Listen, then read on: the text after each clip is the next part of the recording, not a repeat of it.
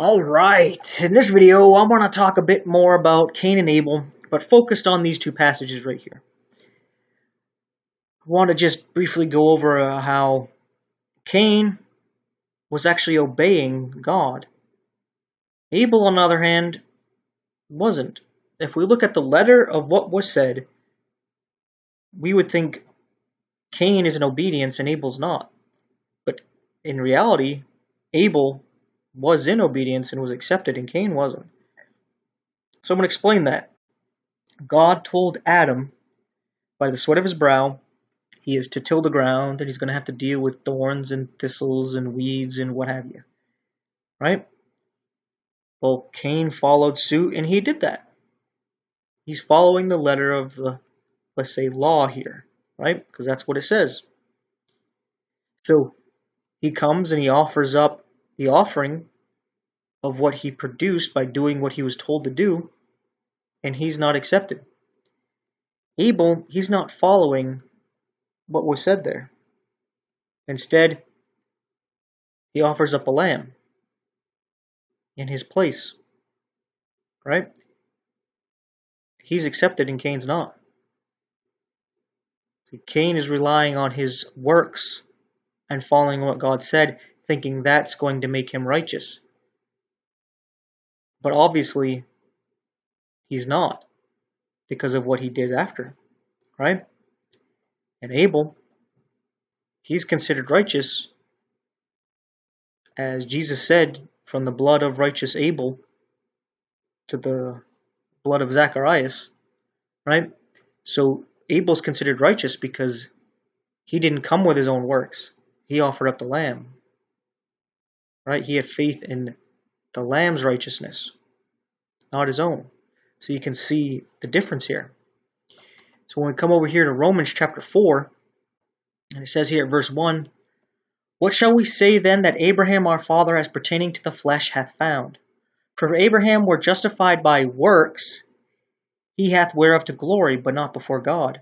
For what saith the Scripture? Abraham believed God, and it was counted unto him for righteousness."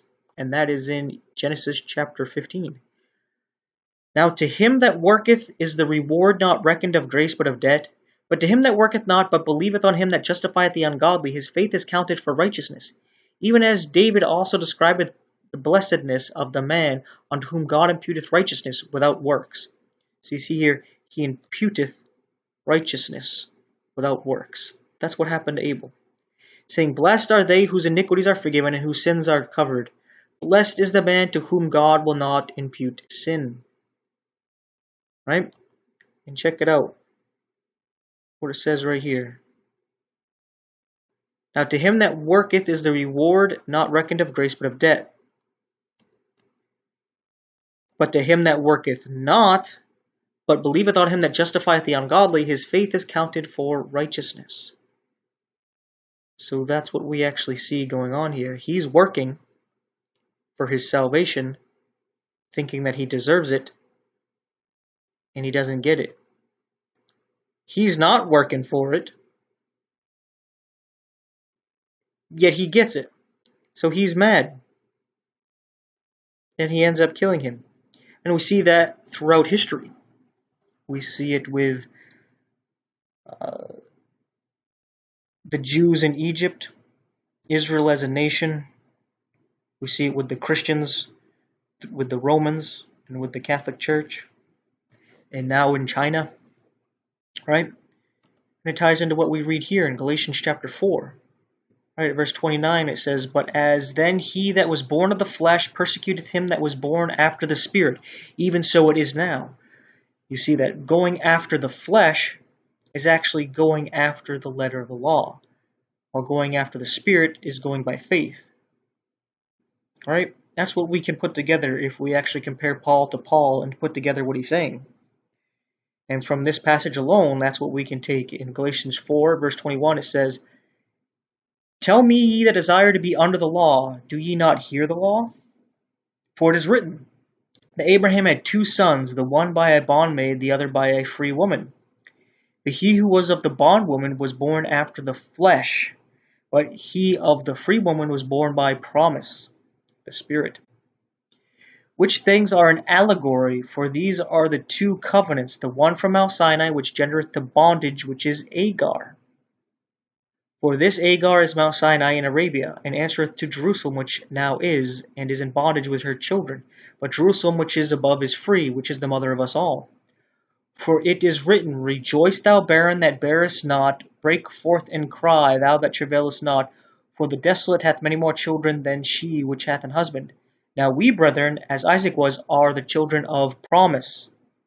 But as then he was born of the flesh, persecuted him that was born after the Spirit, even so it is now. Right? That's this. Born of the flesh, following the letter of the law, in bondage of Mount Sinai. Free in grace, the promised child, following the Spirit. And we see what happens. Right? You all know the story. That Cain ends up killing Abel. And that story's played out throughout history. Right? So I just wanted to make this quick video and talk about it a bit more. Even though I've made a few videos about this, I thought this just a little bit of a different take on it. So thanks for watching and take care.